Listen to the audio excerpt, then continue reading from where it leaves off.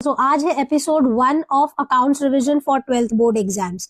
आज हम शुरू कर रहे हैं पार्टनरशिप फंडामेंटल्स यानी कि चैप्टर नंबर 1 से। अगर मैं बात करूं वर्ड पार्टनरशिप की, तो पार्टनरशिप वो होती है जब दो या दो से ज्यादा लोग मिलकर किसी बिजनेस को शुरू करते हैं और उसके प्रॉफिट्स और लॉसेस को डिस्ट्रीब्यूट करते हैं। सो दो से ज्यादा का मतलब है मैक्सिमम 50 से ज्यादा पार्टनर नहीं हो सकते। अगर 50 से ज्यादा होते हैं तो फिर आपको कंपनी फॉर्म में कन्वर्ट करना पड़ता है, यानी आप याद रखेंगे minimum to maximum 50।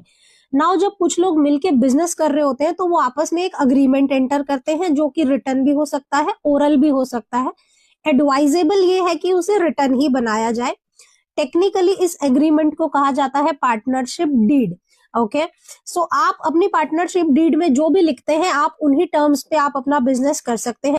In case अगर आपने पार्टनरशिप अग्रीमेंट नहीं बनाया, at case partnership act 1932 will prevail. और ये एक्ट कहता है कि अगर आपके पास पार्टनरशिप डीड या अग्रीमेंट नहीं है तो ये 5 बातें ऑटोमेटिक लागू हो जाती हैं, जैसे कि प्रॉफिट्स और लॉसेस इक्वली बटेंगे, किसी भी पार्टनर को इंटरेस्ट ऑन कैपिटल नहीं मिलेगा, किसी भी पार्टनर को सैलरी नहीं मिलेगी, किसी भी पार्टनर को कमीशन नहीं दिया जाएगा और किसी भी पार्टनर से इंटरेस्ट ऑन ड्रॉइंग्स चार्ज नहीं किया जाएगा।